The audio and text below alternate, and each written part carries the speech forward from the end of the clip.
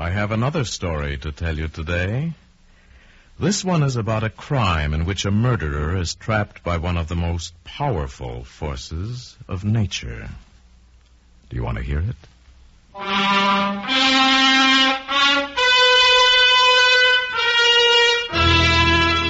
Now starring Paul Frees as your teller of tales. Another story from The Black Book.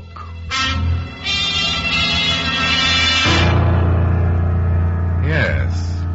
From the world's most fabulous collection of strange and unusual stories, The Black Book, I have selected a story called The Vagabond Murder.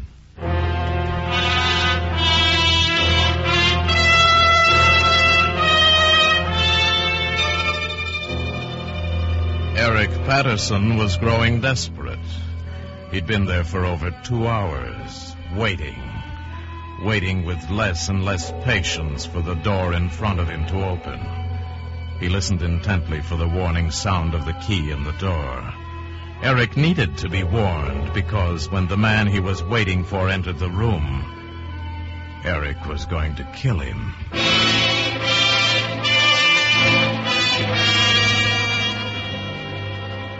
As the seconds ticked past in the darkness, Eric thought back to the beginning of all this. It was in New York. He had taken his wife, Karen, along on a business trip.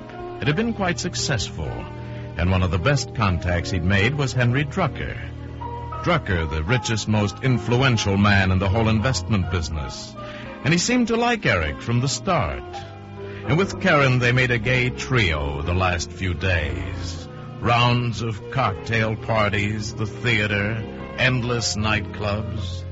And then on the last evening of all, Drucker had said, "Look, Eric, why not join me on the Bermuda trip? The best thing in the world for you and Karen. My yacht sails tomorrow. What do you say?" At first, Eric thought it was just talk, but he was wrong. And the next day, they sailed for Bermuda on Drucker's yacht, the Vagabond. It wasn't until the return trip that Eric began to suspect that it wasn't him Drucker was really interested in, but Karen. And then the night before they were to dock in New York, it happened. The three of them were sitting at the small bar after dinner when Karen got up, said she wanted some fresh air, and went out on deck. A few minutes later, Drucker excused himself. "I think I'll go to my cabin, Eric. But I won't be long. Wait here for me, will you?" "Well, yes, if you like." "Good. Then we'll have a nightcap together."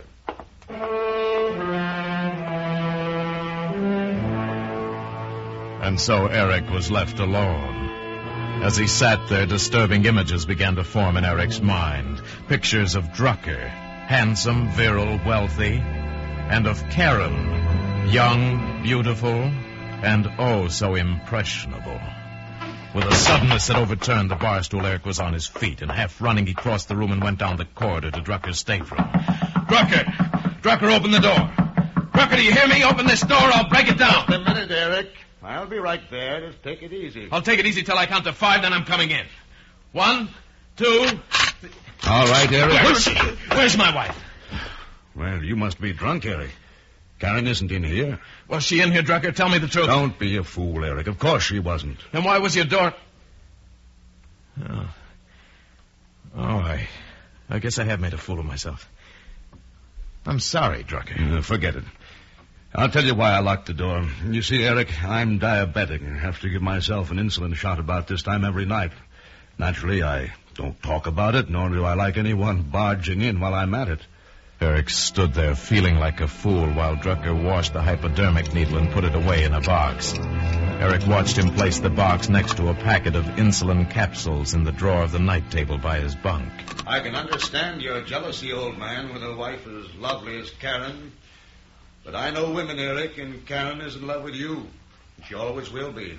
Look, I'm terribly sorry about this, Drucker. Oh, now, let's just forget all about it. Matter of fact, I've been wanting to talk to you about something I've already told Karen. It should prove how I feel about you, Eric. Here, pour yourself a drink. Thanks, I need it. You know anything about uranium? Oh, it's expensive. Know anything about Peru? What are you driving at? Uranium in Peru, Eric. Big. Really big. And the payoff is so big that I was going to put in $750,000 on my own.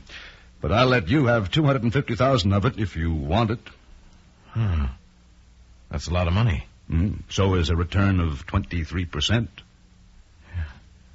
But I haven't got that much. I'd have to borrow on everything. 180 days should see the first dividends.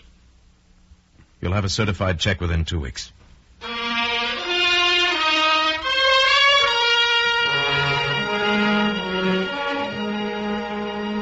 Back in New York, Eric and Drucker spent hours poring over graphs, reports, charts, surveys to make certain their investment was sound, and they could find no flaw.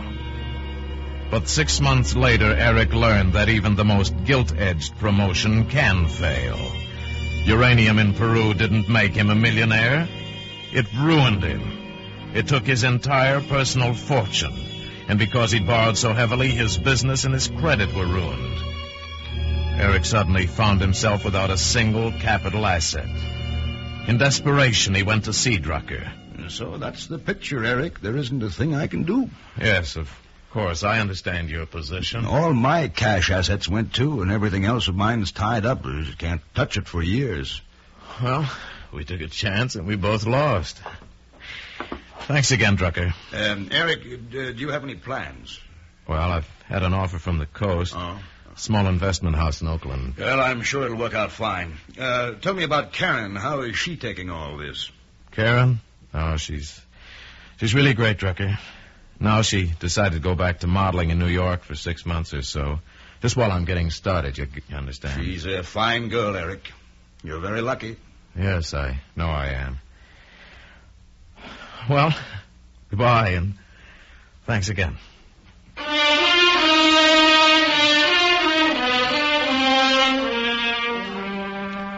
Out in California, Eric thought often of Drucker. After all, it was part of the game. They'd missed this time, but maybe the next. More often, however, he thought about Karen in New York. He'd heard from her regularly at first, and then the letters stopped. For 6 weeks, he heard nothing. He phoned long distance again and again, but nothing was able to find her. And he was beginning to be beside himself with worry and fear. Then one night his phone rang. Yes, hello? Mr. Patterson? Yes? This is Oliver Fay. I do a little gossip column here for the Herald. I hope you read me. No, I don't. Well, anyway, perhaps you'd like to make a statement. Statement? What are you talking about? Well, it's about the marriage of Karen, your perfectly lovely ex-wife, and Henry Drucker. Where'd you hear this? I never reveal my sources, Mr. Patterson, but they're driving Mr. Drucker's Nash Healy out from Reno tomorrow. They'll be married aboard the Vagabond. Oh, it'll be terribly romantic, sailing off to the 7 seas in search of happiness, nursing their newfound love under the Southern Cross.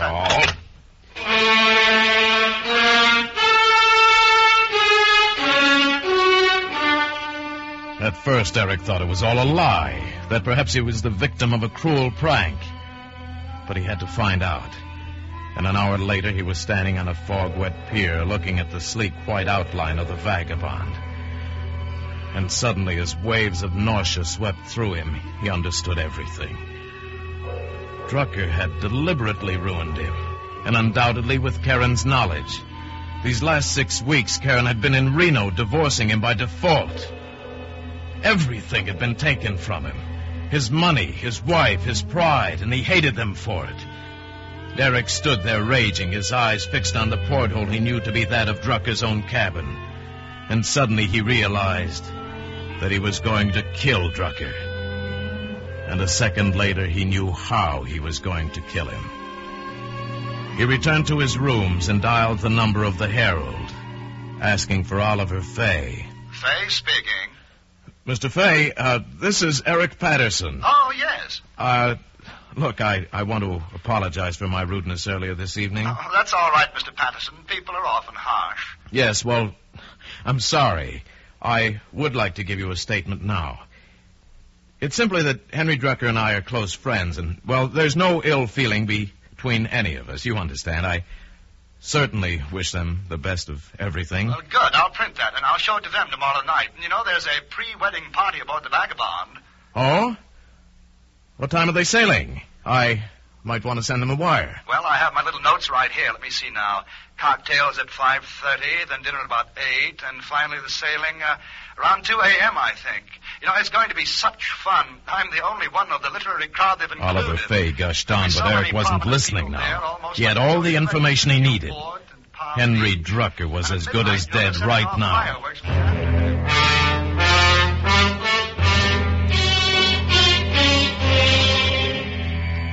About 6:30 next evening, Eric stood in the shadows of the pier and watched the last of the guests arrive and board the Vagabond.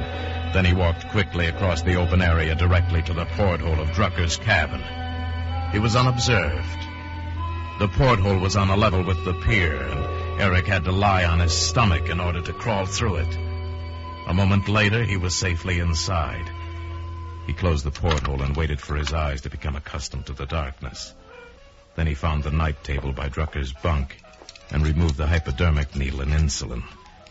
Quickly, he filled the syringe with more than enough insulin to kill a man and placed it carefully on top of the table. Next, he found a towel and rolled it lengthwise.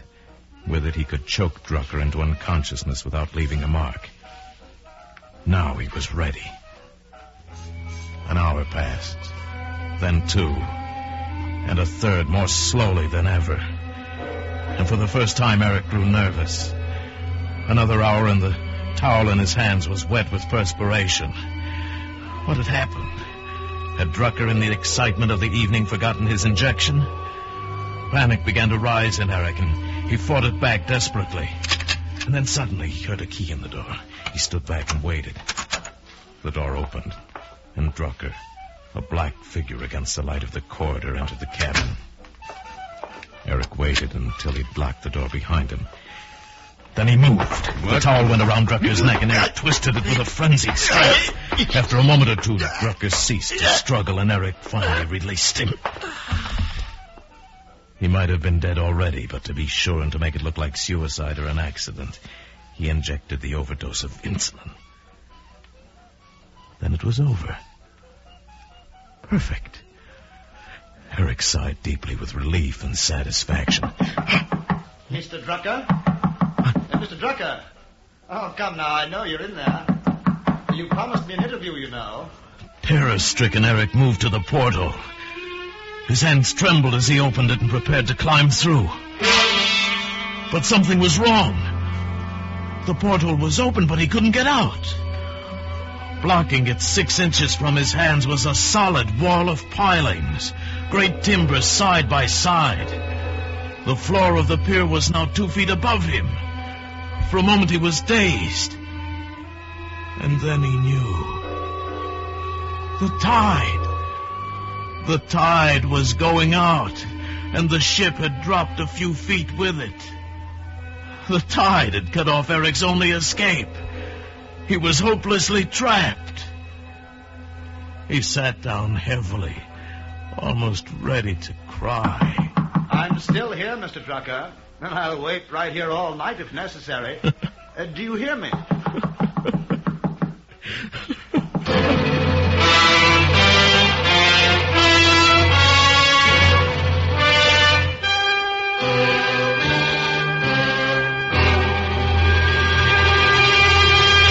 The Black Book stars Paul Frees as your teller of tales, assisted today by the noted Hollywood actor John Daner. The Vagabond Murder was written by Norman MacDonald and John Meston and directed by Mr. MacDonald. The special music is composed and conducted by Leith Stevens.